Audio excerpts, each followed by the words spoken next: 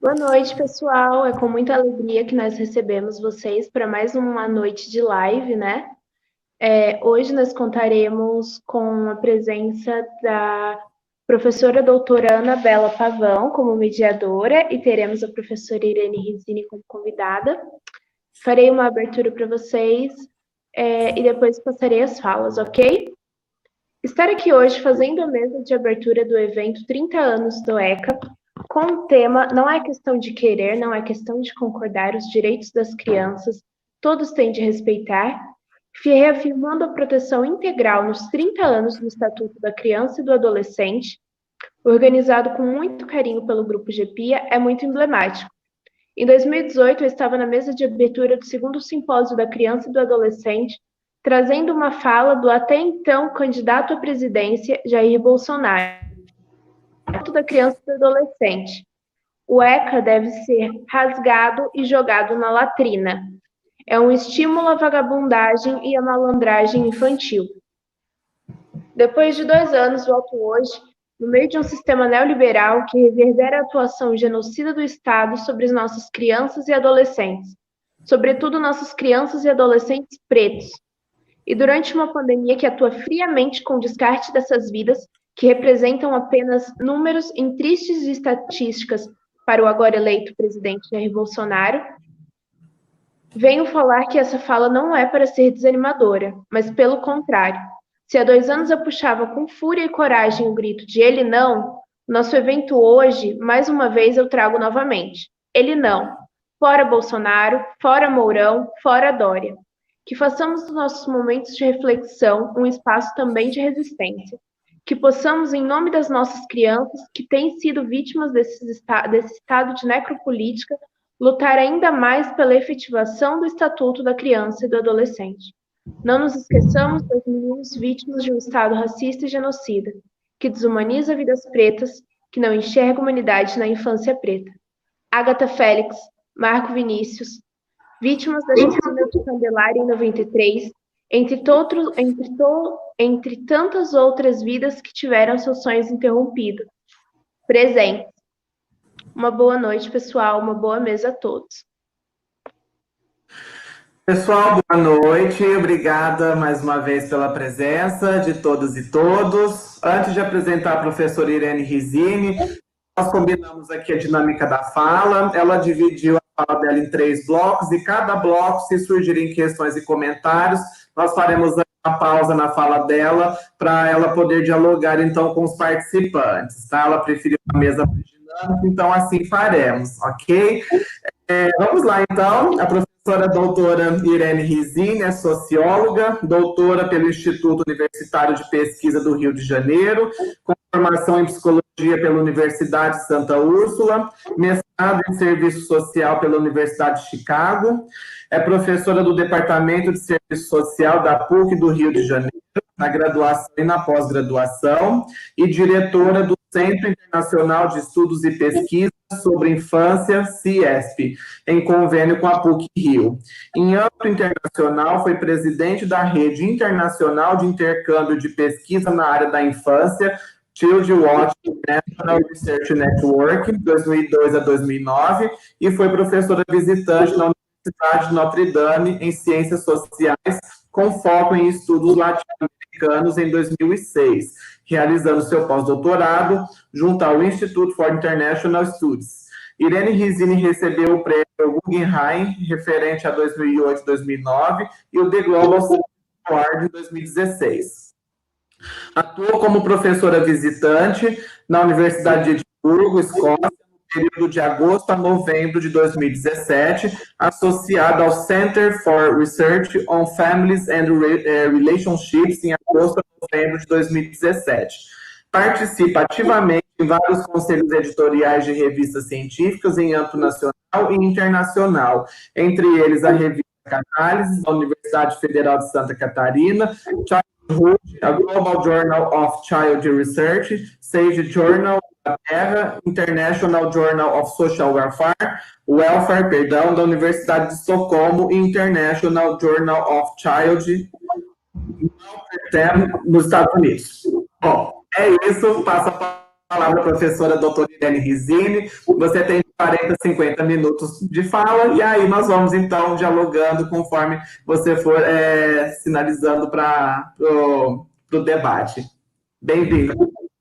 Muito obrigada, Vitória, Anabela. Eu acho que é assim, um imenso prazer nós estarmos aqui, né, juntos nesse momento tão simbólico dos 30 anos do Estatuto. Um momento muito especial, porque as nossas avaliações são necessárias, são 3 décadas, e o tempo passa e nós temos sempre avanços importantes, né? E aconteceram muitos avanços nessas 3 décadas, como também nós temos momentos de mais estagnação, e no momento presente há vários desafios que são bastante importantes serem analisados para que possamos ter melhores estratégias de resistência àquilo que nós não concordamos. A Vitória, na abertura, já sinalizou alguns precedentes do que estamos vivendo hoje, né, em relação ao próprio Estatuto, né, o desrespeito do presidente da República em relação a uma lei que foi prevista e estabelecida a partir da própria Constituição Federal de 1988, com o artigo 227, que vai falar do dever da família, da sociedade, do Estado em assegurar à criança, o adolescente e o jovem, com absoluta prioridade, o direito à vida, saúde, alimentação, educação, lazer, profissionalização, cultura, dignidade, respeito à liberdade, à convivência familiar e comunitária, além de colocá-los a salvo de toda forma de negligência, discriminação, exploração, violência, crueldade e opressão.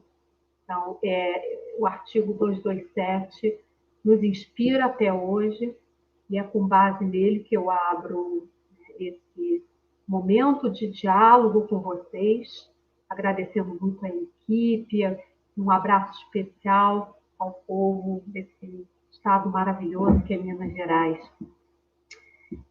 Eu, como foi anunciado, gostaria que fosse um diálogo entre nós. São muitas lives e muitas palestras, muito tempo, né, em frente ao computador. Será mais interessante se nós usarmos essa oportunidade para conversarmos. Então, eu começarei falando um pouco sobre os antecedentes históricos, e aí vai ser muito focado na produção científica de alguns anos atrás, sobre a história da assistência, a história da legislação e proteção a crianças e adolescentes, portanto, as raízes históricas das políticas públicas para a população infantil e juvenil. No segundo momento, focando mais nos anos 80 e a passagem do Código de Menores para o Estatuto, eu tive a felicidade de poder estar muito presente nesse processo e ter contribuído para que o Estatuto fosse aprovado. E, por fim, uma discussão sobre pontos importantes de avanço e aqueles de retrocesso, que são, eu acho, fundamentais para nós fortalecermos justamente o que a Vitória falou, que é um movimento de resistência para estancarmos o processo de desmonte dos direitos que a população brasileira vem sofrendo no atual governo, né? E aí focando nos principais desafios, como uma síntese disso, né? Porque é um conteúdo, né, bastante grande, para que nós possamos todos nos fortalecer nessa reflexão e nos movimentos sociais, que é um foco importante dessa nossa conversa de hoje, o papel desses movimentos e a resistência bastante articulada para que ela tenha, ela surta efeito e nós possamos continuar o processo de avanços no que diz respeito aos princípios que estão lá na Carta Magna, mas os princípios também de direitos humanos que o Brasil é signatário nos vários acordos internacionais firmados nas últimas décadas. Então, no primeiro bloco, falando sobre antecedentes históricos, eu queria dizer para vocês que toda essa informação ela está bastante documentada na página eletrônica do CIESP, o Centro Internacional de Estudos e Pesquisas sobre a Infância, que é o CIESP, www.ciesp.com.br. Esse material, portanto, pode ser útil para depois vocês aprofundarem e terem os indicadores, né? Eu vou tocar nos pontos, mas vocês podem ter os detalhes, as referências corretas, as citações, e os indicadores que eu vou estar mencionando aqui também. Em termos históricos, eu passei uns bons anos analisando a emergência da criança, o seu papel social na história do Brasil. E nesse mergulho na história, eu constatei que da metade do século XIX em diante, mas principalmente no final do século XIX, já na passagem para o século XX, nós vamos encontrar uma infinidade de referências muito relacionadas às vozes dos juristas e dos médicos. Nessa época, no final do século, essencialmente após a abolição da escravatura e todo o processo de discussão de democracia no país, da passagem do Império para a República, nós vamos ter aí uma movimentação muito importante em termos da formação de identidade nacional no nosso país, que já tinha se libertado, entre aspas, de Portugal, mas que, de certa forma, como diz Chico Buarque, continuava uma colônia portuguesa. Então, esse processo do final do século foi um processo que dizia respeito a uma formação identitária do nosso país. Era um momento de ascensão do capitalismo, muito forte, de crescimento urbano, a passagem lenta da vida no campo para a vida urbana. Então, é um momento de profunda efervescência. E é aí, nesse momento, que não por acaso a figura do menor, como era denominado na época, embora se designasse o menor de idade no sentido jurídico, nós vamos depois aprender que vai se criando uma conotação de desqualificação dessa população, o menor abandonado, o menor delinquente, perigoso ou em perigo de se tornar um criminoso, foram as categorias fortes no final do século XIX para o XX, e o discurso era muito no sentido da periculosidade, da criminalidade infantil, muito presente no contexto urbano novo que se configurava naquela época. Tudo isso para dizer de um contexto em que se começa a discutir a necessidade e a importância de uma legislação específica para os menores, que não existia até então. Quando uma criança, adolescente ou jovem era preso ou presa, iam para uma delegacia e para a prisão como outros adultos, não havia um sentido ainda de proteção e assistência a essa população, o que vai fortemente começar a acontecer com o Melo Matos e outros, né, atores importantes naquela passagem, que vão ser os precursores da política de assistência e proteção ao menor. Isso diria que dá a base para o Código de Menores, que finalmente é aprovado em 1927. Essa história toda começa mesmo no final do século XIX.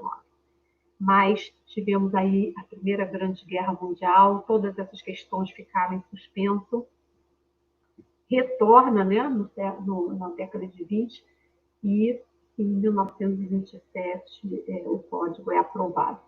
Muitas águas rolam de lá para a época em que o Código passa a ser questionado durante o período de ditadura, né, nos anos 60 e 70.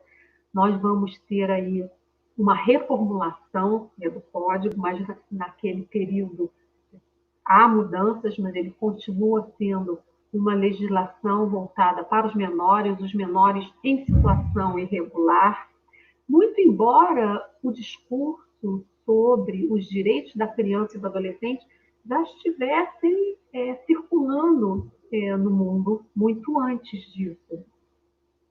No Brasil, obviamente, durante a ditadura, essa não era uma questão que pudesse ser pautada. Isso só vai acontecer com o processo de anistia e o processo da chamada redemocratização do país a partir do início de 1980. E é aí, nesse período mesmo, que vai se começar a formar toda uma movimentação para a reformulação, não mais somente uma reformulação do Código, mas a substituição do Código por uma legislação que fosse moderna, que fosse atualizada, e que tratasse não mais do menor, mas sim da criança e do adolescente, até os 18 anos, com direitos universalizados e mudando tanto o paradigma para a questão da proteção integral. Então, eu acho assim que o primeiro bloco, né, o nosso tempo é curto, em termos de antecedentes históricos importantes ou raízes históricas do que nós depois fomos questionar como um assistencialismo, um tutelamento, um autoritarismo em relação ao atendimento e ao cuidado e à proteção à criança e ao adolescente, vão estar muito rapidamente nesses elementos, né? Eu vou passar para o segundo bloco, se não tiver ainda nenhuma questão, eu posso prosseguir. O que você acha, Anabela? Como estamos aí? Professora, por enquanto, tranquilo, pode avançar. Isso. Eu acho também, Anabela, eu acho que nós vamos esquentando, né, o assunto. Isso. Pessoas eu sei, já leram alguma coisa sobre essa história, ela é densa, tem muitos detalhes, mas ela é importante, né, para a gente também não ficar pensando que, de repente, se muda um paradigma, principalmente os jovens que já nasceram na era dos direitos, né, e que acham que nós não tivemos importantíssimos antecedentes e raízes históricas que tiveram um impacto grande naquilo que a gente não conseguiu modificar, mesmo com o Estatuto. E é por isso que os antecedentes são importantes. Pensando agora no segundo bloco, pensando justamente na década de 80, muita coisa interessante vai acontecer. Outro período de profunda efervescência, com anistia, com os movimentos sociais, com muita sede de lutar, com muita sede de trabalhar pelos direitos, de derrubar aquelas raízes de tutelamento da população, de enfraquecimento da população, da não participação política. Então, nós vamos entrar num momento em que há muito luto no país, muitas pessoas morreram, Nós perdemos, sobretudo, uma geração jovem, os estudantes universitários, jovens professores com ideais. Esses foram os principais vítimas, né, da ditadura. Muitos foram torturados, muitos foram mortos, muitos tiveram que sair do país. E nos anos 80 nós vamos viver um processo reverso de abertura política e um momento riquíssimo em que, ao termos esse referencial de direitos humanos mais claro, né, até mesmo com a Declaração de 1948, os princípios de igualdade, né, que são princípios básicos de direitos humanos, nós vamos viver uma movimentação de formação, de elaboração da Carta Magna e conectada a essa movimentação, nós vamos ter alguns movimentos populares de base, comunitária, ligados a diferentes religiões também, movimentos de luta por direitos, muito fortemente articulando-se nos anos 80. É uma história bonita, né, em que se começa a discutir a nova legislação para a criança e adolescente. Então, há consultas públicas, emendas parlamentares em votação, grupos de movimentos sociais se fortalecendo. Naquela época, né, tínhamos Paulo Freire presente, foi muito focado, de certa maneira, na população infantil e adolescente em situação de rua. E aí eu vou falar um pouquinho sobre isso. Muitas pessoas me perguntam, né, por que será que essa movimentação ela teve esse foco nessa população em situação de rua, quando naquela época ainda não era um fenômeno assim tão claro, né? A própria presença de Paulo Freire nessa discussão daqueles que já não estavam mais nas grandes instituições, né? Nós tivemos um período grande de orfanatos, de crianças que não eram abandonadas, não eram órfãs, na verdade, tinham pais, mas eram muito pobres, em geral, né? Negras ou pobres, moradores das periferias das cidades, das favelas, dos campos. Essa população, parte dela, né, teve uma passagem pelas grandes instituições, e essa cultura da institucionalização também vai caindo por terra, além de extremamente onerosa aos cofres públicos, foi se comprovando que ela trazia mais danos, mais prejuízos do que benefícios a essa população. E com a discussão dos direitos, uma das questões fundamentais foi o direito à família, o direito à convivência familiar e comunitária, entra fortemente em discussão também, já nessa época. A criança pertence à família, né? Se a família não está bem, não tem recursos, não tem uma vida digna, não tem possibilidades de criar os seus filhos, ela não pode ser culpada disso, né? Essa mudança de ótica foi muito importante naquela época já, né? Depois vai se intensificar com o Plano Nacional de Convivência Familiar e Comunitária, com uma série de outras resoluções e programas, políticas públicas, né, que vão ser desenhadas para lidar com essa questão. O próprio estatuto, então, vai trazer com muita clareza que a pobreza por si só não pode ser um motivo de separação da criança ou da família.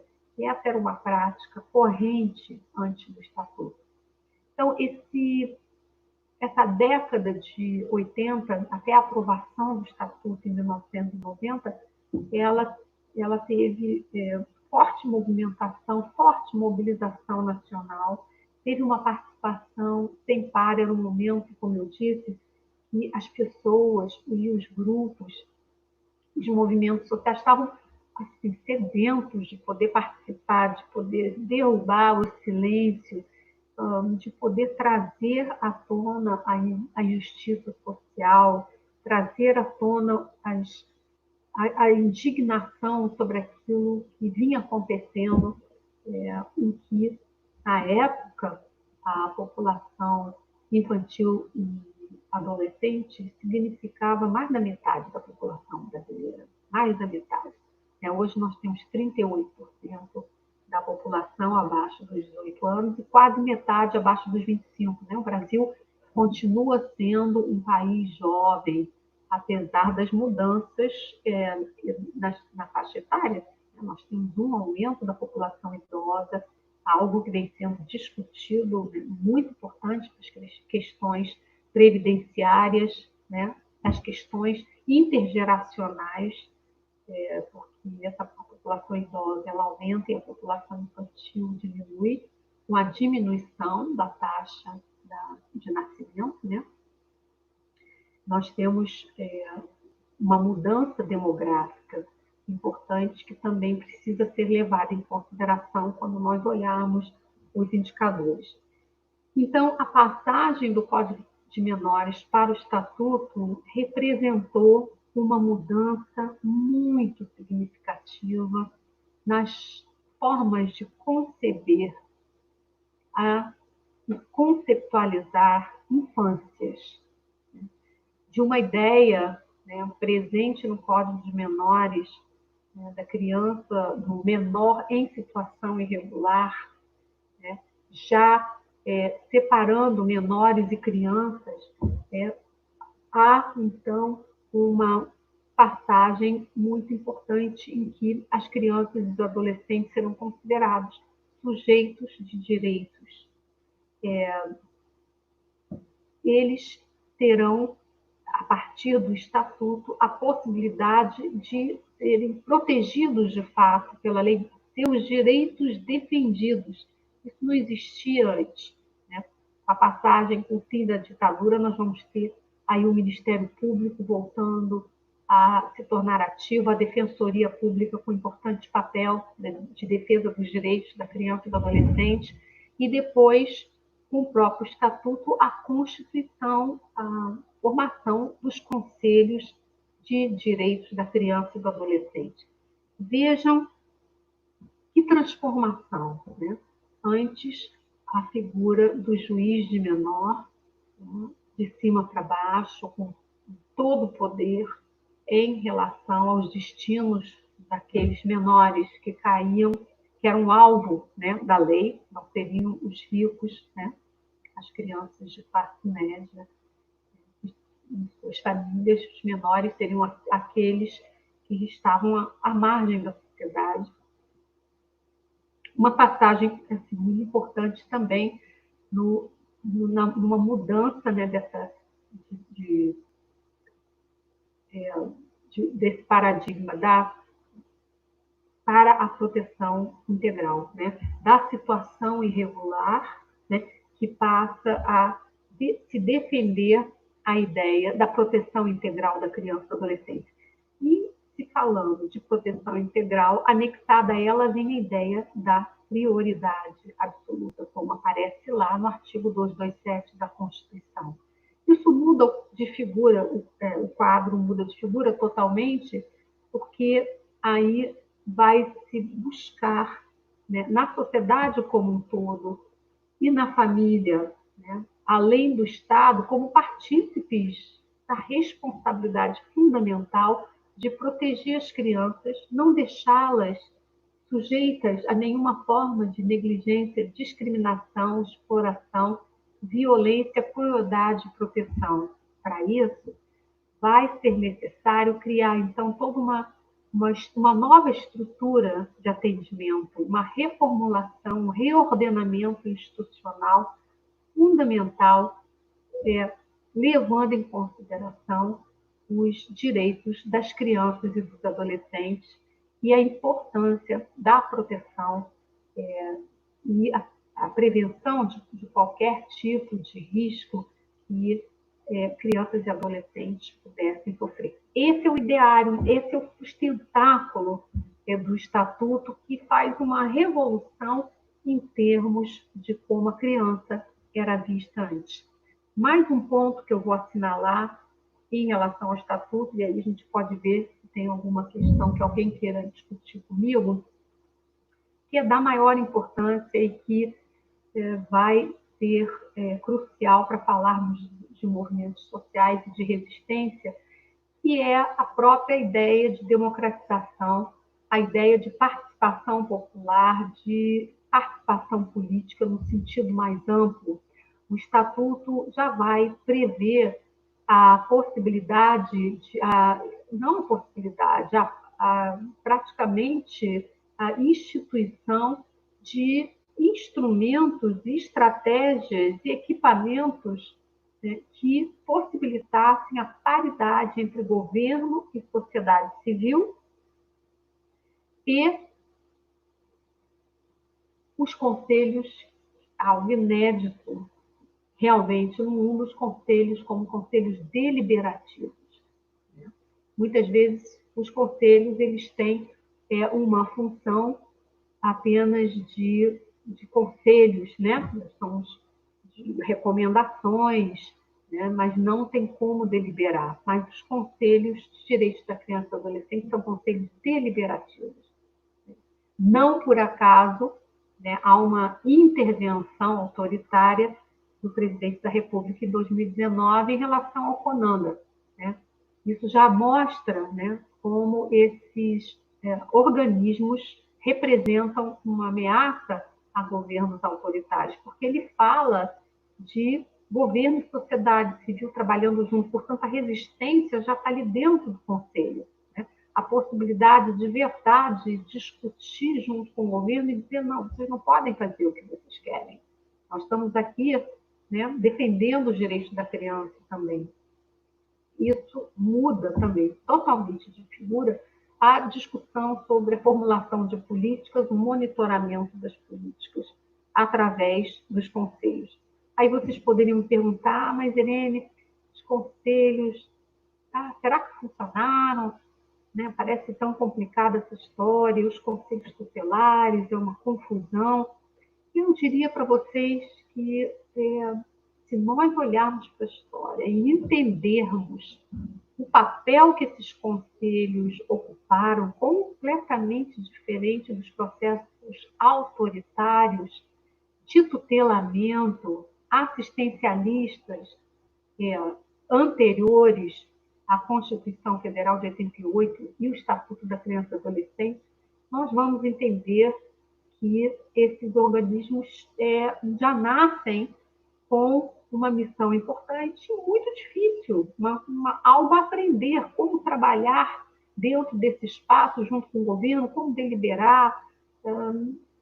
Nós tivemos aí experiências muito positivas, tanto no Conselho Tutelar, no Conselho de Direitos, em gestões diferentes, porque, no final das contas, tudo depende da equipe que está trabalhando, das pessoas que estão levando à frente aquele conselho, do seu entendimento do seu papel social, do seu papel dentro do espaço do conselho, que não é um espaço para privilégios pessoais, não é um espaço para o ego das pessoas. Agora eu sou conselheiro, então tenho autoridade, posso fazer o que quiser, e muitas vezes repetindo o autoritarismo anterior. Né? Então, essa compreensão de uma função social em conjunto, articulada, no melhor interesse da criança, é o primeiro ponto que eu queria ressaltar como uma mudança muito importante. E o segundo ponto, ainda nessa direção de democratização, é a criação de espaços em que a população possa opinar. Nós tivemos aí alguns passos muito ousados no Brasil. Lembra no Fórum Social Mundial, que foi objeto de muita atenção e curiosidade internacionalmente, ao mesmo tempo, muitos ficaram ameaçados. Imagina fazer um orçamento participativo, né? Nós, num país em que os orçamentos, às vezes, são feitos não às claras, onde os dados orçamentários não são públicos, de acesso totalmente público, a gente sabe disso. É um dos países, inclusive na América Latina, onde se mais tem dificuldade de chegar aos orçamentos. Né? Então, que democracia pode acontecer, né? Que luta por direitos equitativos quando não se consegue acessar a questão dos orçamentos, né? Aonde vai o dinheiro público? Né? E esse é um gargalo bastante importante que a gente vai falar no nosso último bloco. Eu acho que, em termos da passagem do Código de Menores para o Estatuto e o que representou essa nova lei em 1990, 13 de julho de 1990, exatamente 30 anos atrás, eu acho que são esses alguns dos elementos mais importantes. A gente poderia ficar muitas horas falando de vários deles, mas eu vou ressaltar. Nesse momento, eu vou ressaltar esses aspectos para a gente, então, poder passar para uma breve avaliação desses 30 anos. Como estamos aí? Vitória, Anabela? Professor, agora esquentou. Temos aqui algumas contribuições, inclusive de mim também. Você quer que eu comente uma de cada vez ou faço um geral e você comenta? Não sei, faz o geral, talvez, né? Ok. Ter tanto tempo, eu vou anotando aqui, pode falar. Nós temos a contribuição do Rafael Gonçalves, onde ele pergunta quais as direções sociais a serem adotadas diante dos ataques à proteção integral de crianças e adolescentes, ao afirmar que a criança deve sentir dor para aprender, declarado pelo atual ministro da Educação. A Sueli Silva comenta que o Estatuto é fruto de uma grande movimentação dos movimentos sociais. A Fabiana Camargo comenta que nessa época, né, dos anos 80, na televisão, passava um comercial ilusório da FEBEM. Volta um pouquinho, Anabela, nessa última que eu me perdi aqui. Depois da Sueli e os movimentos sociais. A Fabiana vai comentar que na época dos anos 80, na TV, passava um comercial ilusório da antiga FEBEM, retratando que se as famílias não pudessem cuidar de seus filhos, que levavam bem. E complementa, pois lá os menores teriam uma oportunidade maravilhosa de melhoria de vida, principalmente de estudos. A professora lembra disso? O filme O Contato de Histórias elucida bem esse contexto. A Sueli também, uma pergunta que ela faz, complementa a fala do Rafael, para você comentar um pouco como fica a questão crítica do ministro da Educação fazer apologia aos castigos na escola. Eu trago, né, fiz algumas anotações aqui para aquecer a discussão, para você falar um pouquinho, né, já que você trouxe a questão principalmente dos anos 80, dessa relação, inclusive, do regime da doutrina da segurança nacional com o endurecimento do Código de 79. Eu faço esse adendo à ditadura militar por hoje nós estarmos vivendo aí um período de apologia, de gente nostálgica a essa fase, ou de gente que nem viveu a ditadura, desejarem que este momento volte, e sabemos aí como ele se deu em relação à classe trabalhadora, às pessoas pobres. Acho que é meu áudio que está dando uma interferência aqui. Outra coisa que eu queria perguntar, professora, é por que a cultura da institucionalização, mesmo decadente, ainda resiste no tempo e no cenário da proteção integral? Por enquanto são essas contribuições. Tá quase dando uma outra live, né? Opa! Meu Deus, agradeço aí. Eu acho que são perguntas muito legais. E aí eu vou tentar agora focar um pouquinho.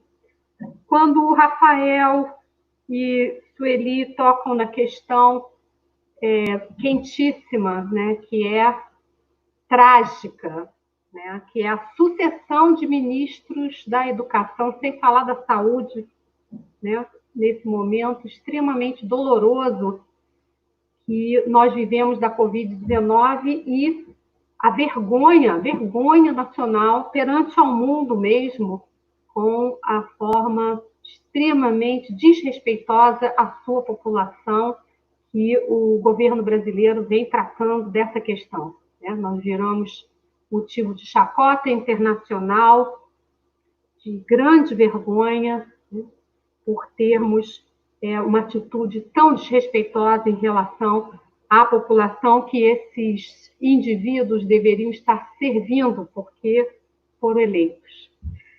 Então, são pessoas que não têm noção do seu papel público, do seu papel, da sua responsabilidade fundamental como representante da nação. Então, nós temos aí uma sucessão, no caso da educação, nós temos acompanhado de perto, nós temos trabalhado muito fortemente com a educação infantil nesse momento, em contextos de favela, em contextos muito desafiadores. Temos estudado muito a legislação da educação. Então, temos visto, por exemplo, o imenso avanço que se conseguiu nos últimos anos para coibir a violência na educação, né? O castigo físico, né? Tem sido uma movimentação forte, a Rede Não Bate Educa, que vem também trazendo essa discussão, vem apontando os grandes debates e a luta mesmo cotidiana para se conseguir coibir a violência física, emocional, psicológica e também, obviamente, abuso sexual em relação às crianças e adolescentes.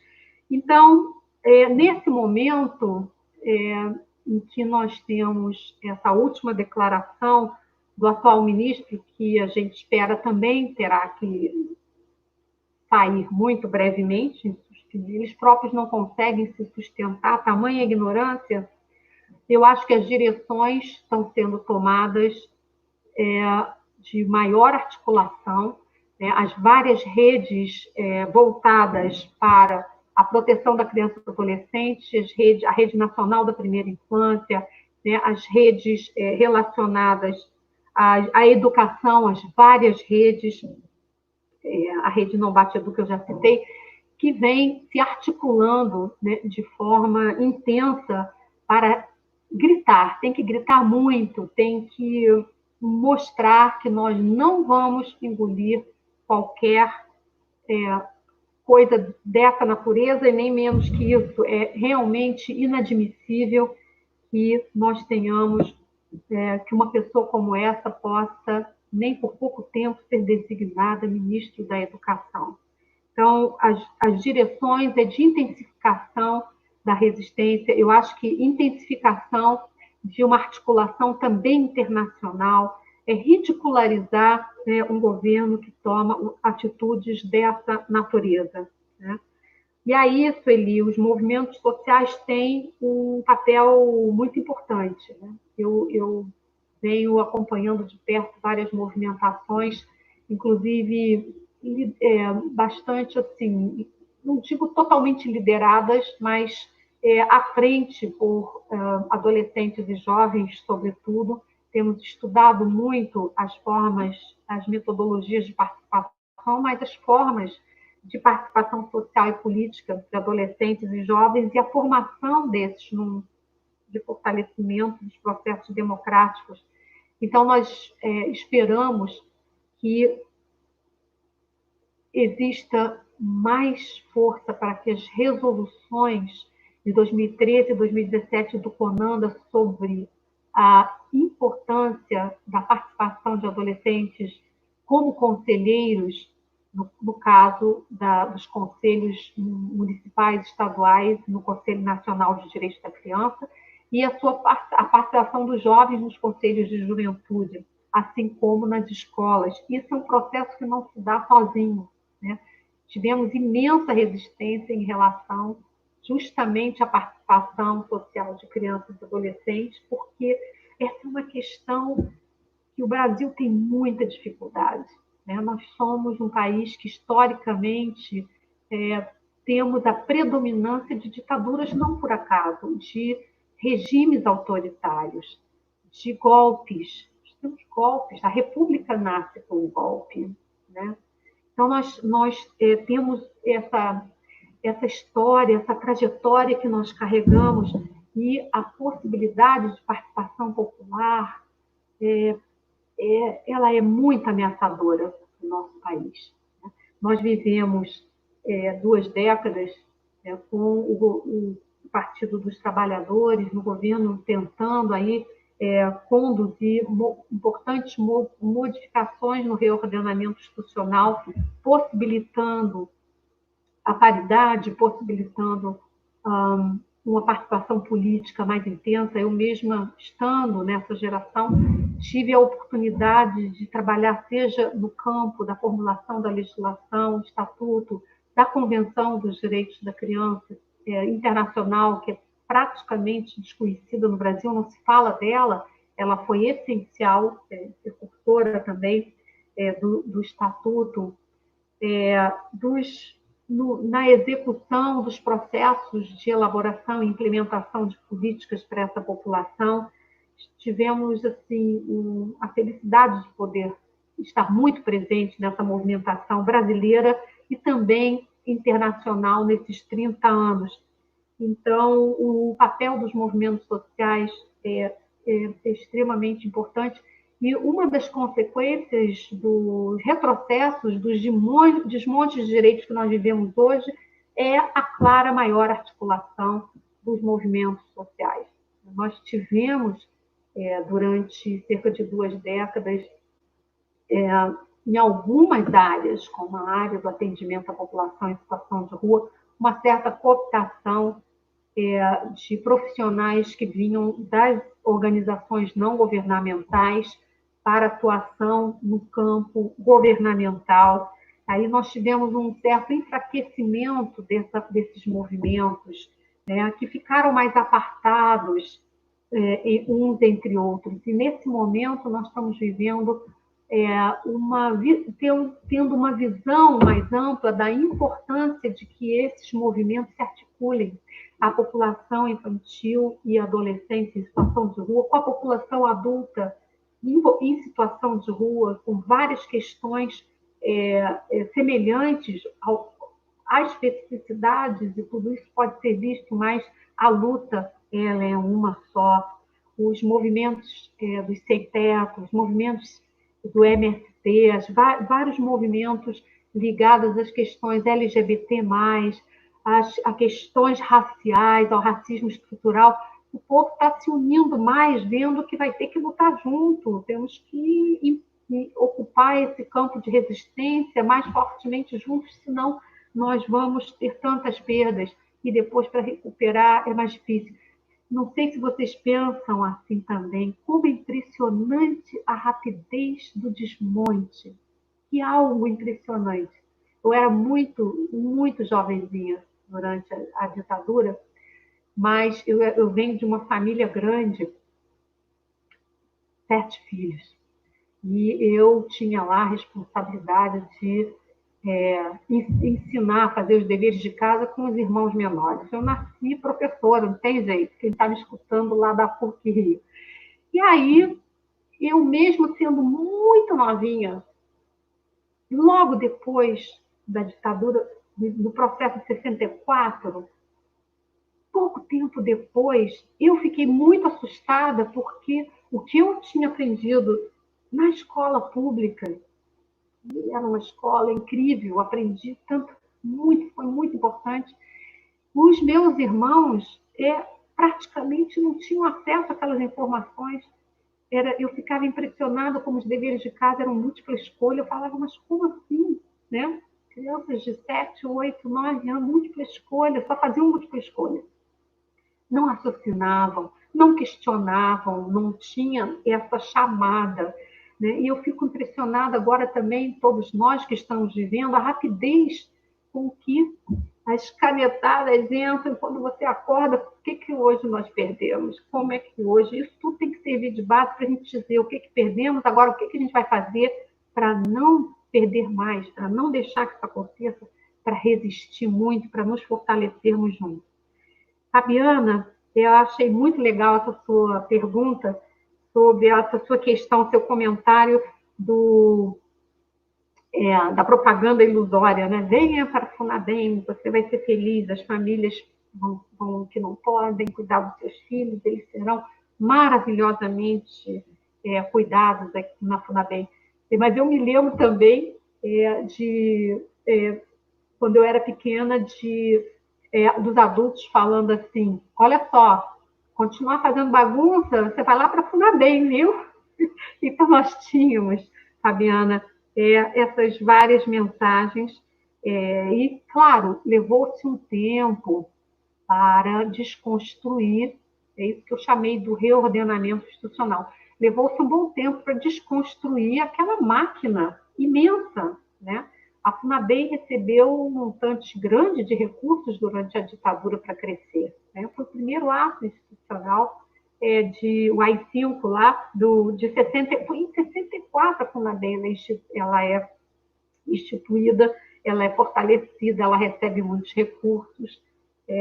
Então, sobretudo, aí já unindo, né, a pergunta de Anabela, é a questão de que, em nome da segurança nacional, né, nos anos 60, essas instituições fechadas se fortaleceram, não se sabia o que se passava lá dentro. Eu sabia porque tinha pessoas conhecidas ali trabalhando, sabia das mortes, das torturas, denunciava jornalistas na época e era bem perigoso, mas em nome dessa segurança nacional, muito estrago foi feito.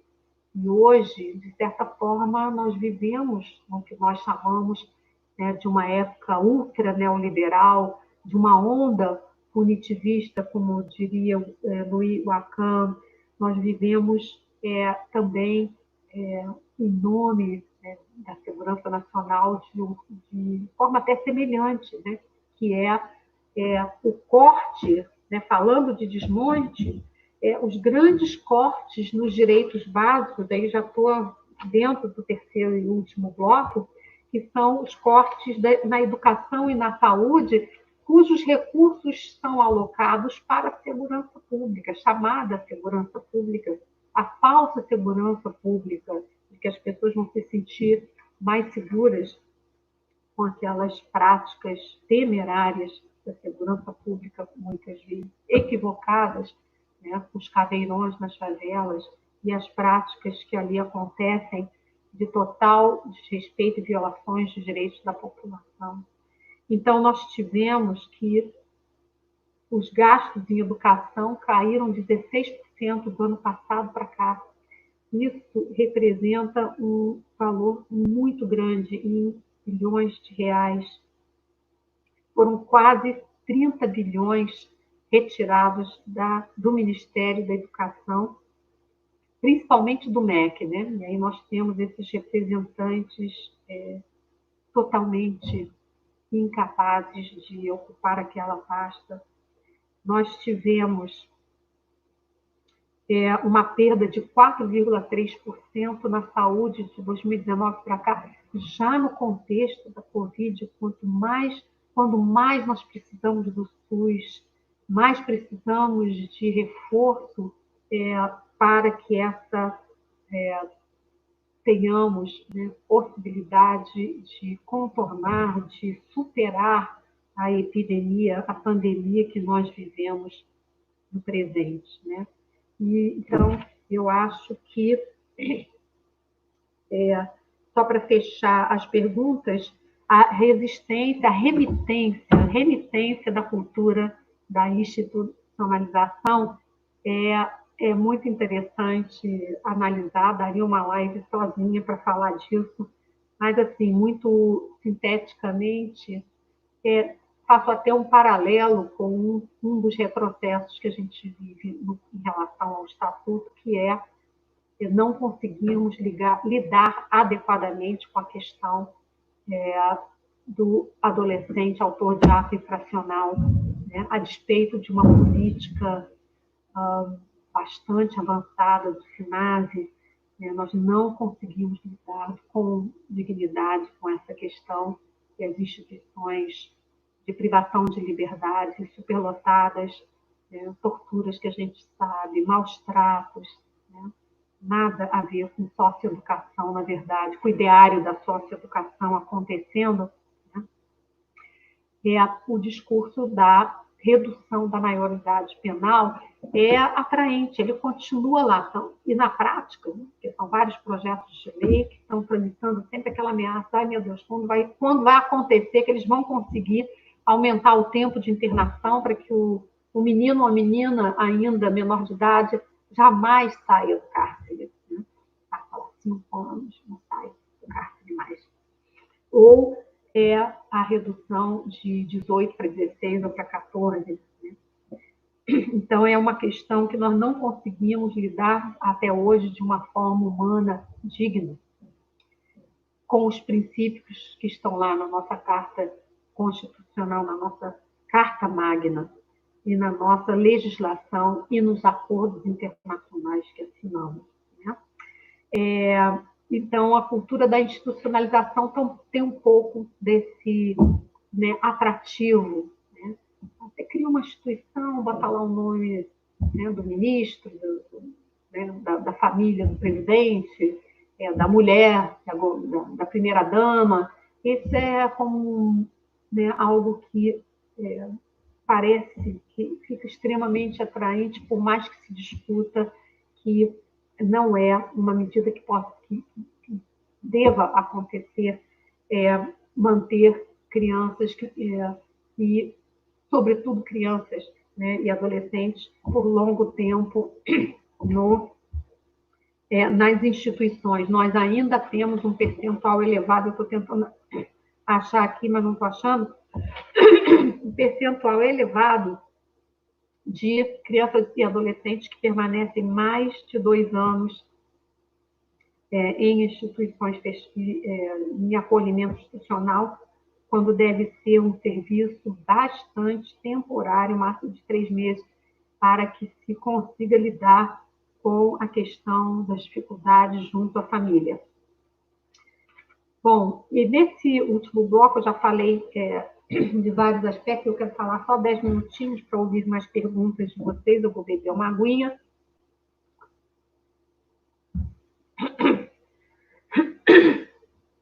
Eu queria destacar que eu já falei ali, ao mencionar a passagem do Código para o Estatuto, eu já falei de alguns avanços que foram muito importantes, como a questão da participação, a possibilidade de ocupar espaços públicos de tomada de decisão sobre os direitos da criança e adolescente, também por adolescentes, jovens e crianças. A participação infantil continua sendo um grande desafio, mas ela tem sido bastante discutida.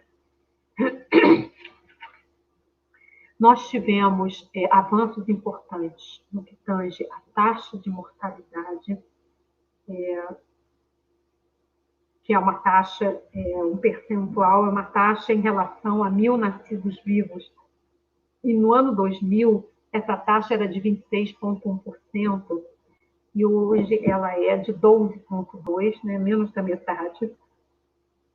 Tudo que eu vou falar aqui tem desafios. A gente não conseguiu, por exemplo, alcançar as metas do milênio em todos os aspectos e as metas também do desenvolvimento sustentável, mas tem assim, avanços bastante significativos. No trabalho infantil foi um deles, né? 68% de redução de 92 a 2015. Na faixa dos 5 a 17 anos, né? Mas ainda temos 2,4 milhões de crianças que não deveriam estar trabalhando, né, no trabalho. Importantes decréscimos na redução do subregistro, uma diminuição significativa de crianças e adolescentes em domicílios pobres. Aí nós temos que fazer um paralelo com os desafios do presente, né? Com a redução significativa do investimento no Bolsa Família, que é um programa de transferência de renda que serviu como um suporte importante para as famílias saírem da extrema pobreza ou da pobreza.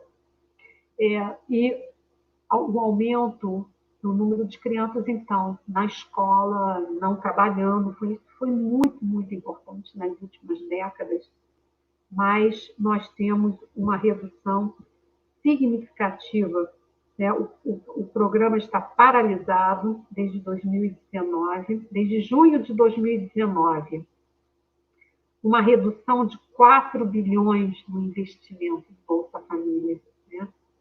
Isso significa que nós vamos ter um aumento da pobreza, né? É como 1 e 1 são 2, não tem muito jeito, né? E se há um aumento da pobreza, existe inclusive a ameaça do Brasil voltar ao mapa da fome, que vergonha, né? Nosso Brasil tinha saído, aquela celebração, não tem tanta fome mais no Brasil, mas agora ele está caminhando para voltar a ser um país com fome, com toda essa riqueza que o Brasil tem. Isso também completamente relacionado ao imenso ataque ao meio ambiente, né? Nós temos também vivido a situação da Amazônia com muita tristeza, os altos apelos da população indígena, né, nessas regiões onde há várias localidades onde eles estão situados e estão sendo depredados, né, dilapidados nas suas propriedades. E essa é uma questão que nós vamos ter que ter enorme resistência, muito apoio internacional também para conseguirmos debelar. Por fim, eu, vindo da universidade, estando na academia, não poderia deixar de mencionar o ataque à pesquisa, o ataque à educação, ao ensino superior. Nós estamos vivendo com muita tristeza uma perda imensa, porque nossos jovens, hoje com mestrado, doutorado, graças ao grande incentivo à pesquisa, à iniciação científica, não têm emprego, não têm o que fazer no Brasil.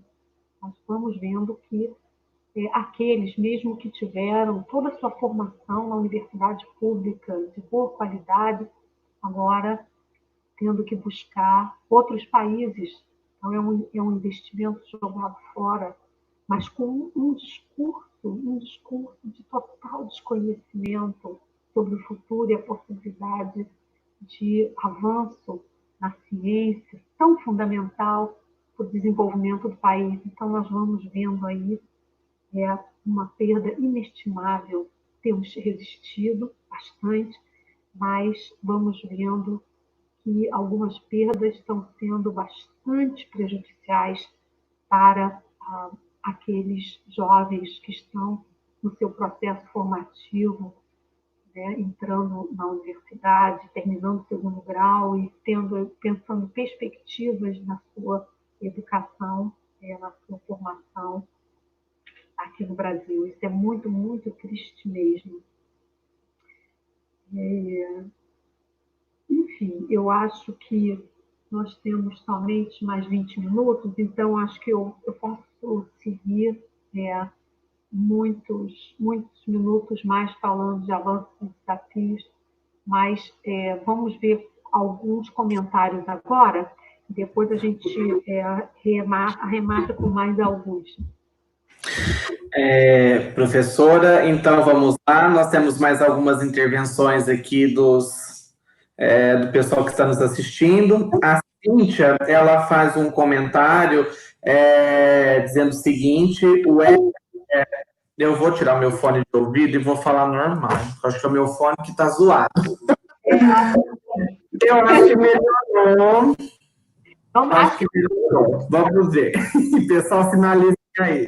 Assim, ela tá devagar. Vamos lá. A Cíntia vai dizer o seguinte: é um instrumento incrível, assim como o Estatuto da Pessoa com Deficiência, mas não são utilizados a contento e muitas coisas não são. Por isso, o engajamento é fundamental. Seguir, professora? Segue. A Taína vai perguntar: você acha que educação militar é uma ferramenta para fragilizar o sistema educacional que temos hoje? Perdi. Você acha que você ainda está falhando um pouquinho? Vamos lá, você acha Que a educação militar é uma ferramenta para fragilizar o sistema educacional que temos hoje?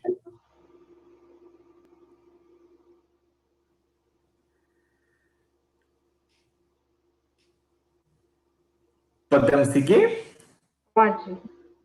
Meu áudio, eu não sei o que está. Acho que meu computador já cansou de tanta live. Acho que sim. É isso aí. Se você para, o seu computador vai parar. Não, vamos lá, temos só 20 minutos, a gente consegue. A professora Eliana Bolorimo, ela comenta: esse desgoverno ataca a educação em todos os níveis e modalidades de ensino. É uma vergonha nacional. A Ana Joyce também comenta: aqui no Distrito Federal, de forma velada, em nome da segurança, inseriram os militares em várias escolas públicas. Absurdos e mais absurdos. Retrocesso. O Leonardo Garcia vai comentar: a única saída é estimular a autonomia civil e erradicar a dependência estatal. Infelizmente, somos um povo que foi acostumado a receber direitos como concessões e não conquistas de nossa luta. A Sandra vai pedir para você, professora, reforçar quais documentos, quais tratados internacionais sobre educação é importante que nós apropriemos, até para fortalecer as lutas pela efetivação da educação no país. E eu tenho uma questão, mais também um comentário, ao mesmo tempo para você comentar um pouco, professora. Você trabalha agora dessa fala sua sobre a produção de conhecimento, a pesquisa, o negacionismo, e como alguns pesquisadores estão com algumas dificuldades de leitura de realidade. A minha tese de doutorado trabalha só a gestão do SINASE no neoliberalismo. E eu tenho sobre a gestão da informação, como a gestão da informação nas políticas para crianças e adolescentes ainda são mal produzidas, principalmente no que diz respeito ao SINASE.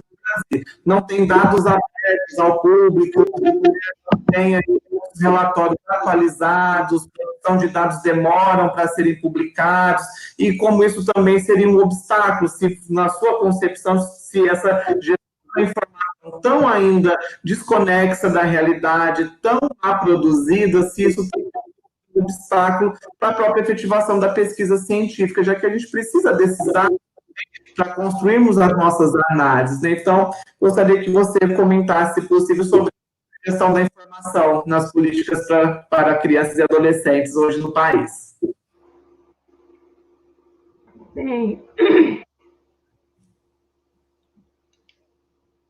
a primeira questão que a Cíntia levanta, eu acho que ela é bem central, né? Porque ela fala da dificuldade de implementação, a dificuldade de implementação das políticas, né, no nosso país. A lei também, nós temos discutido bastante essa questão, porque ela vai criando muita frustração no fato de que ela menciona o Estatuto da Criança, o Estatuto da Pessoa com Deficiência, o Estatuto do Idoso. Nós temos, assim, uma história de documentos ou instrumentos normativos muito avançados, né?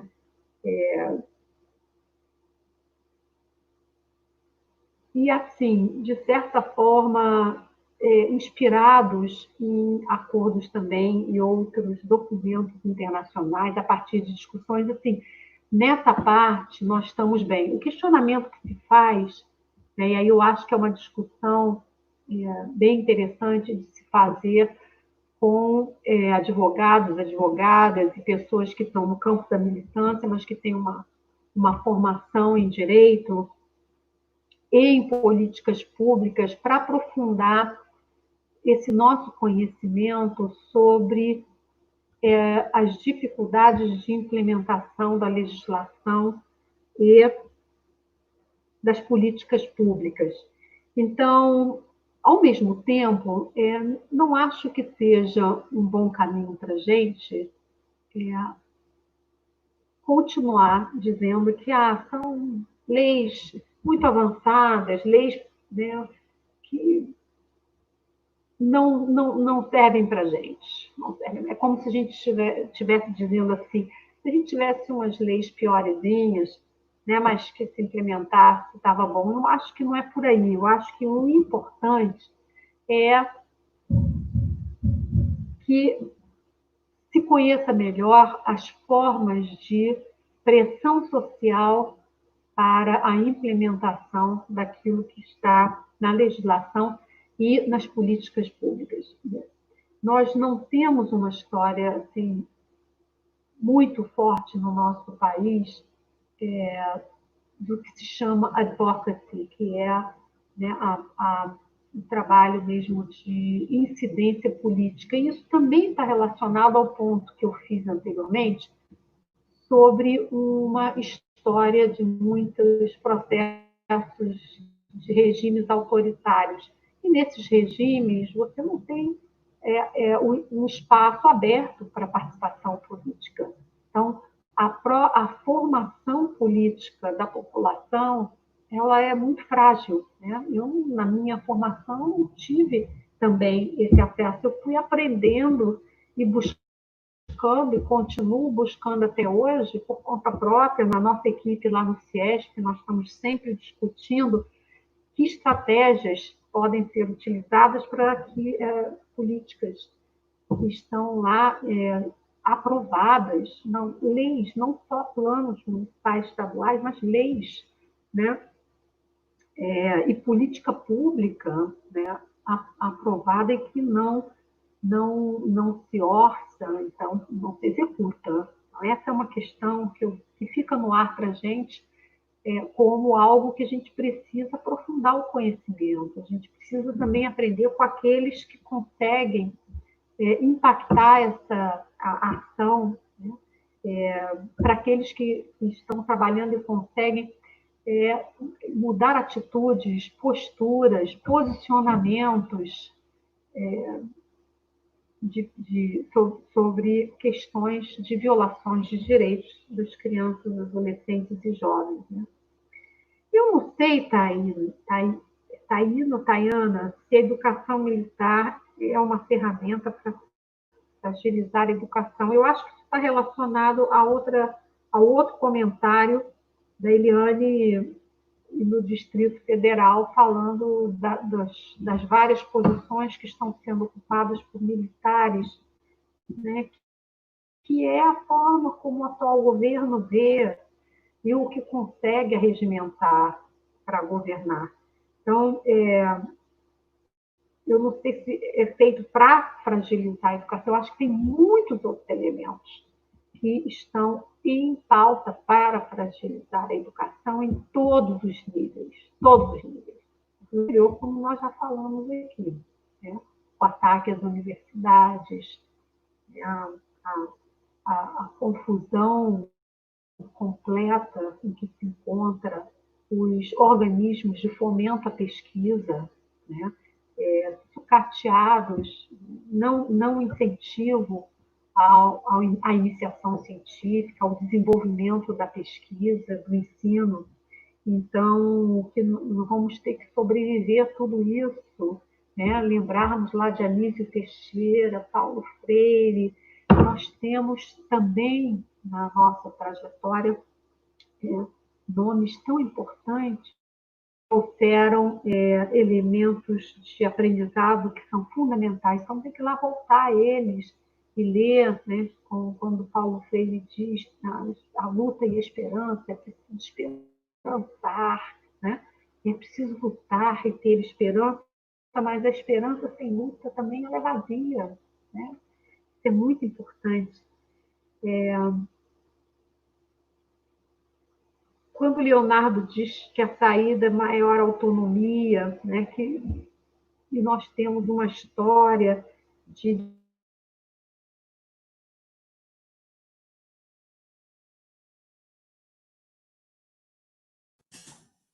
Professora?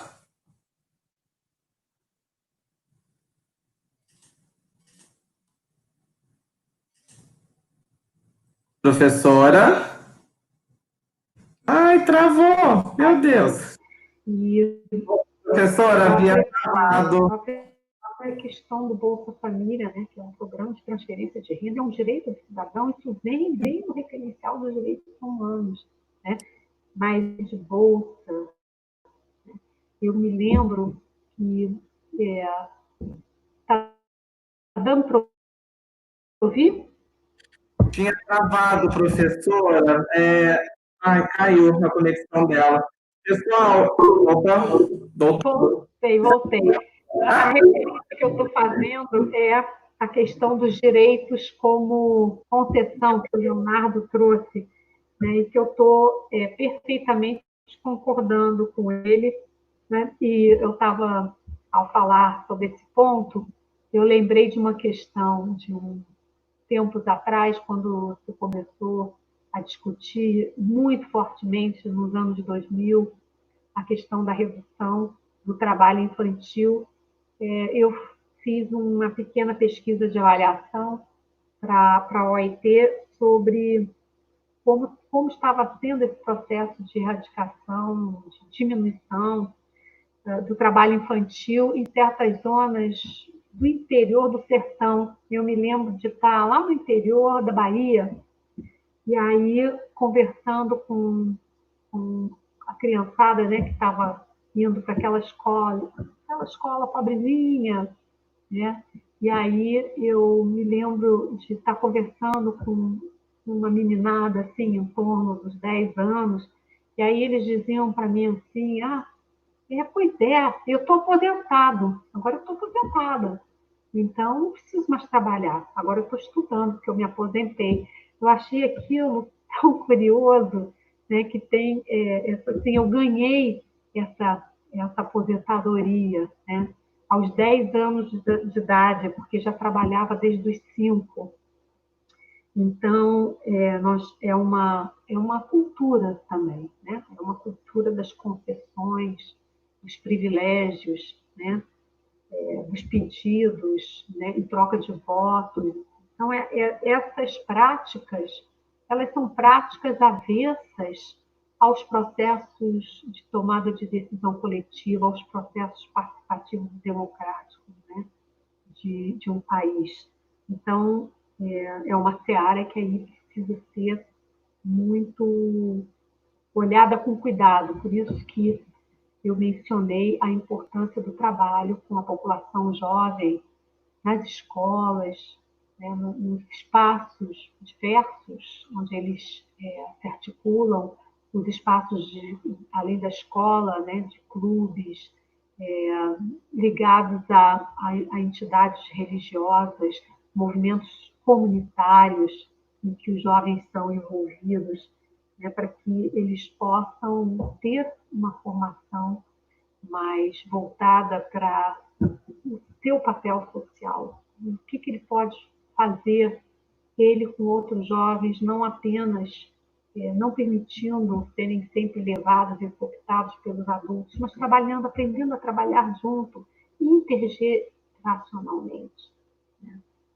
Para sair também só daquela retórica da participação, do protagonismo infantil, juvenil, que de repente virou moda e tinha que estar em todos os projetos, em todos os programas, né? E não necessariamente era sequer levado em consideração, porque, como dizia Bordenave, Carlos Chileno, esse peruano, paraguaio, né? O Luiz Bordenave, ele falava que a gente aprende a participar participando, fazendo, estando lá, né? Esses são experiências vivenciais mesmo. E, por fim, a questão da educação, Sandra, eu não sou da área de educação. Circulo por várias áreas das ciências sociais, ciência social, sociologia, psicologia, mas trabalho com pessoas da área de educação, sobretudo, né, nesse momento, trabalhando muito com a educação infantil. Mas espero que você possa, por exemplo, pegar no site do CIESP, na base LEGES, que é uma base da legislação brasileira, são mais de 200 leis, mais de 200 anos. Ela é uma base que vem desde a primeira Constituição brasileira, que é de 1824, e vem listando, né, a legislação existente, os acordos internacionais. Ele não é específico de educação. Mas depois, se você quiser, eu posso te passar alguns nomes da área de educação, onde você possa pesquisar mais de perto a questão, né, da educação também. Tem mais alguma questão, Anabela? Como estamos aí? Professora, nós ainda temos um tempinho, tá? Temos mais algumas perguntas aqui. Aqui. Vamos lá. O Mário Neto, ele vai colocar o seguinte. A professora Mário. A professora Irene citou as políticas públicas em socioeducação. Há pelo menos 3 anos, a IURD conta dos centros de atendimento, inserindo suas determinada forma de cuidados. Ele se refere à Igreja Universal. O Leonardo Mota vai dizer que é muito preocupante ver assistentes sociais defendendo esse desgoverno genocida Bolsonaro, e infelizmente temos mesmo aí colegas de profissão que são pró-governo. A Maiara Simon vai perguntar para você, professora, como garantir a proteção integral em tempos de regressão e violação de direitos de nossas crianças e adolescentes? A Vitória Miranda, ela vai perguntar, professora, durante a quarentena, houve a intensificação da violência contra as crianças e os adolescentes. Os assistentes sociais deverão se organizar pós-pandemia e reinventar. Na verdade, foi um comentário, desculpe. A Vitória vai perguntar quais são as perspectivas para a nossa atuação e resultados que essa pandemia deixará no período da pandemia. Tivemos alguns elogios também, Ana, das suas colocações perfeitas, colocações na suavidade da fala, na tranquilidade, na densidade teórica, na forma tranquila de socializar o seu conhecimento. Pessoal, te dando parabéns pela fala, agradecendo pelas suas contribuições. A Carla Quelade vai perguntar sobre a sistemática prevista no Estatuto da Criança e do Adolescente referente ao trabalho em rede, qual a análise dos avanços e desafios desde a publicação da legislação? A Maria Fernanda. Vai. Posso seguir? Estou tentando acompanhar aqui também, porque está falhando um pouco. Mas qual é a próxima? A Maria Fernanda Alves vai perguntar, professora, discorra mais sobre o impacto do trabalho infantil, o desenvolvimento da criança e do adolescente. E uma última questão, não, tem mais uma questão aqui, não chegou para mim, mas está aqui, da Fabiana. Professora, o que você pensa dos espaços subutilizados em conferências de assistência social ou saúde, uma vez que são espaços para participação popular, onde o jovem também pode participar?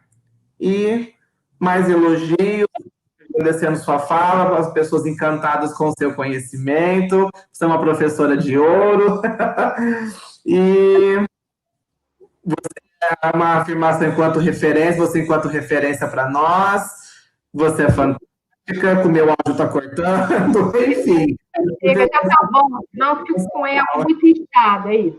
Olha só, eu vou tentar, porque falhou um pouco, eu também estou lendo aqui, mas assim, eu fico um pouco mais tranquila de dizer para vocês que esses assuntos têm sido contemplados ao longo dos anos na nossa produção, e vocês podem entrar na nossa página web do CIESP, e lá tem um ícone que é sobre publicações, e vocês podem encontrar o que eu não consegui dar conta de responder, porque algumas são questões assim, muito amplas. Eu não tinha, inclusive, respondido, Anabela, sobre a questão das informações, questão informacional, né? Espero que aí a sua tese de doutorado foque isso mais de perto, né? Que nós temos, não sei se é exatamente o que você estava mencionando, mas nós temos falhas, né? Apesar de estarmos, né, numa era totalmente informatizada, né? E hoje, obviamente, todos vamos nos familiarizando, quer queira, quer não queira, a trabalhar online, a mexer com computadores e softwares, o que seja.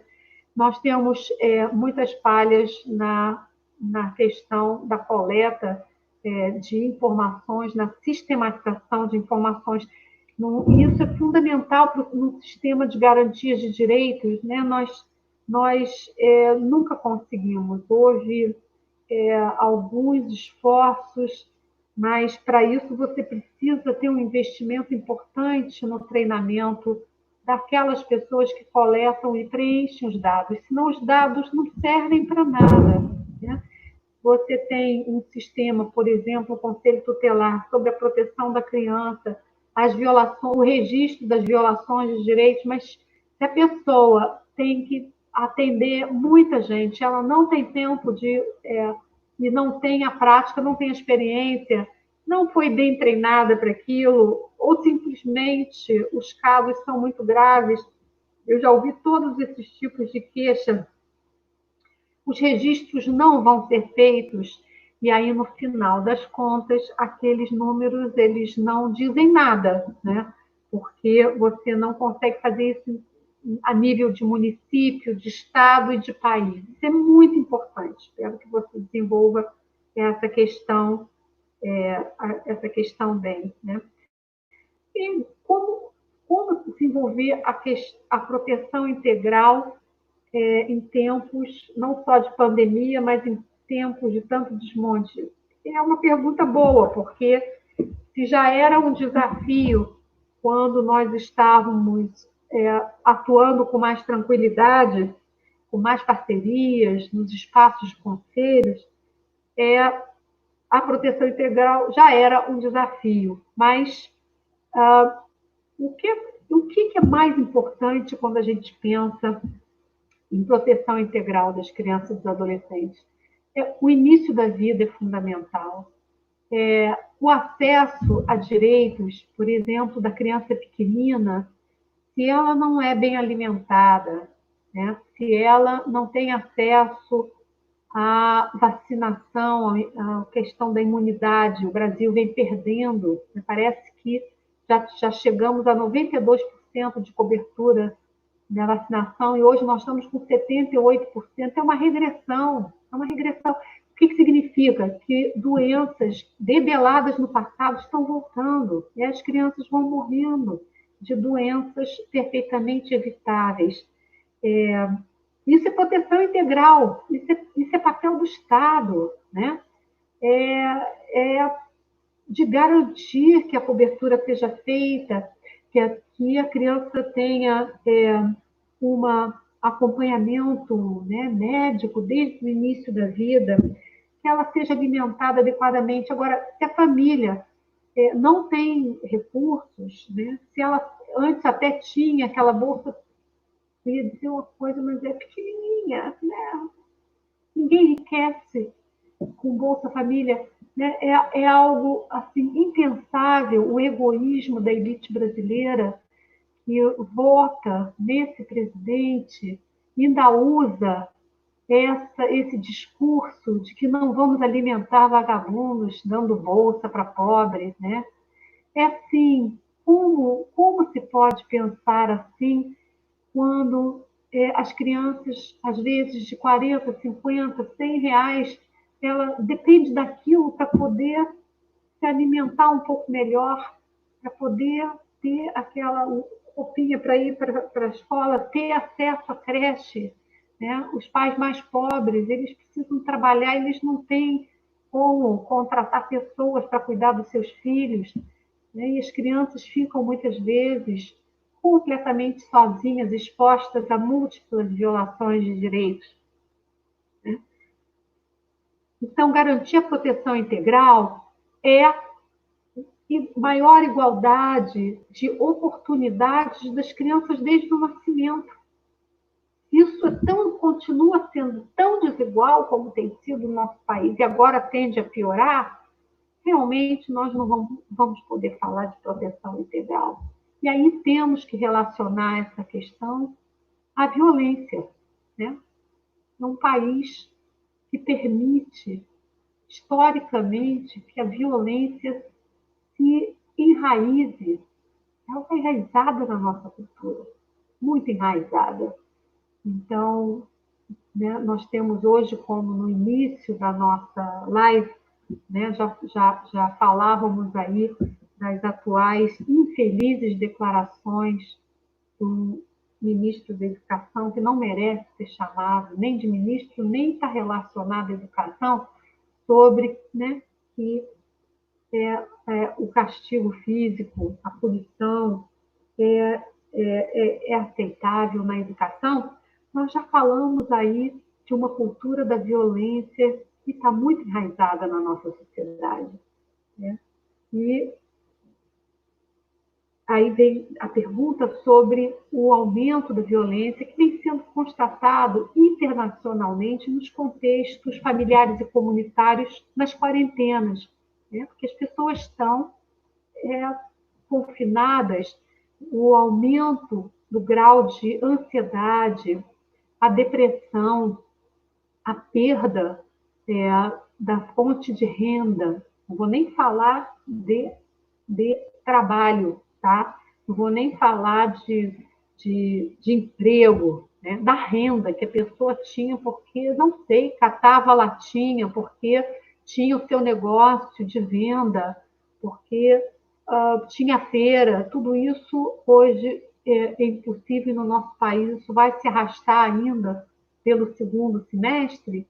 Isso significa um aumento da pobreza e a possibilidade, então, de maiores condições que favoreçam a violência. Então, essa é uma questão. Pós-pandemia, nós não temos ainda uma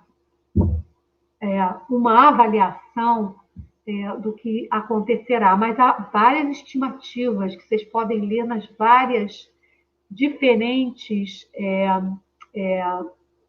lives, e aí a gente tem que parar com esses nomes todos em inglês, né? Não, webinars, lives, não sei o quê. Nós temos aí muitas discussões nos seminários online sobre a pandemia, mas também as expectativas, a estimativa de que nós teremos repercussões, consequências muito graves e por longo prazo da recuperação, da possibilidade de recuperação, seja da saúde, seja da renda, uma certa volta de alguma estabilidade no contexto familiar. Então, temos que nos preparar bastante para isso e irmos nos fortalecendo, né? A prevenção, a questão do trabalho infantil também, quem perguntou, não peguei o nome, mas assim, há várias avaliações, vários estudos nacionais e internacionais sobre o impacto do trabalho precoce, prejudicando o desenvolvimento infantil em todos os sentidos, inclusive impossibilitando a criança, de fato, de estudar, né? Pode até ir à escola, mas você trabalha 5 horas antes de ir para a escola, fica bem difícil aprender, né? Sendo uma criança, sendo um adolescente, tendo a disposição física e mental para poder aprender, é muito grave, né? Também tivemos várias declarações extremamente infelizes do presidente da República sobre isso, como é bom trabalhar, né? É bom trabalhar, né? É bom para os outros, né? E a questão final da subutilização dos espaços das conferências, Fabiana, eu gostaria de que pudéssemos falar que os espaços de conferência existissem, que voltem a existir, né? Porque há grandes ameaças aqui às conferências livres, os espaços relacionados aos conselhos municipais, estaduais, o Conselho Nacional dos Direitos da Criança, nas conferências. Nós, por exemplo, já não tivemos a conferência de 2019, foi vetado o nosso direito de estar num espaço de conferência e de, inclusive, trazer para esse espaço adolescentes e jovens que estariam, né, crianças, adolescentes, jovens, principalmente participantes das escolas, falando dos seus direitos e aumentando a sua consciência sobre seus direitos e a possibilidade de lutar por eles. Então, esses espaços estão se fechando, é uma área de fundamental importância de nós termos uma ampliação da resistência. E, por fim, assim, a questão das populações mais vulnerabilizadas. Se nós pensarmos, por exemplo, na situação de rua, na questão da situação também de serviços de acolhimento institucional, a privação de liberdade no sistema socioeducativo, são tantas as situações em que haverá um aumento das vulnerabilizações dessa população e vamos aí dar muita força para os movimentos sociais que vêm se articulando, vêm lutando e gritando contra as violações que vêm acontecendo em nosso país. Acho que está de bom tamanho, não é não, Anabela? Hein, Vitória?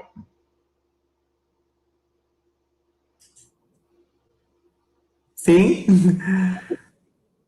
Mais alguma contribuição, professora?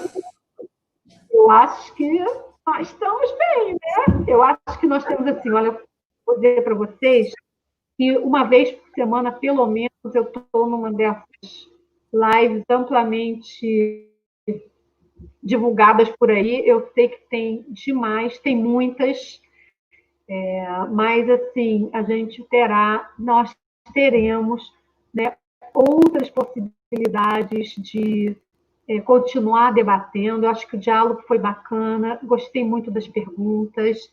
Obrigada, Anabela, obrigada, Vitória, professora Cristina Piani, muito obrigada aí nesse início de diálogo entre nós, ela que me convidou, a toda a equipe que está trabalhando junto. Muita força para vocês, muita luta, muita resistência, desistir jamais.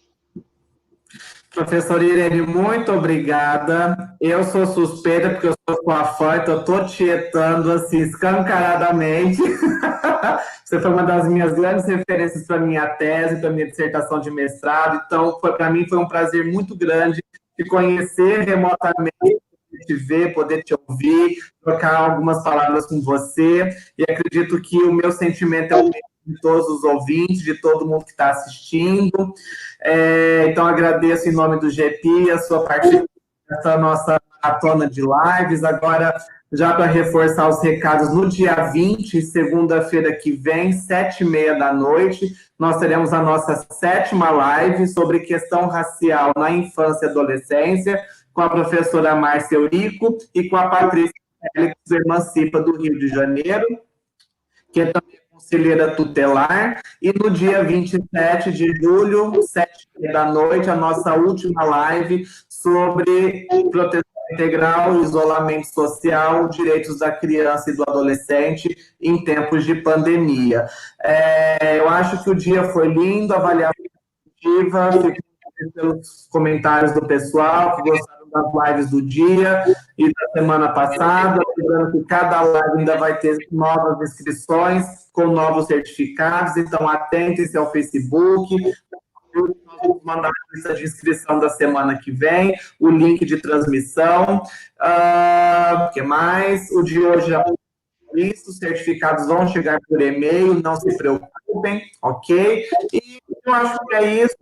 Agradecer também as meninas da parte técnica, né? Acho que a gente precisa aí reconhecer a Thaís Silva, do GEPI, que ficou comigo no estúdio o tempo todo, o dia todo, aí me ajudando na transmissão da live, a Maiara Simon, a Vitória, né, a Idara, enfim, a Thaís, a Júlia Ellen, as meninas do GP, força aí para nós durante o dia na parte técnica, nas mediações, na captura das mensagens aí para a gente reproduzir na mediação.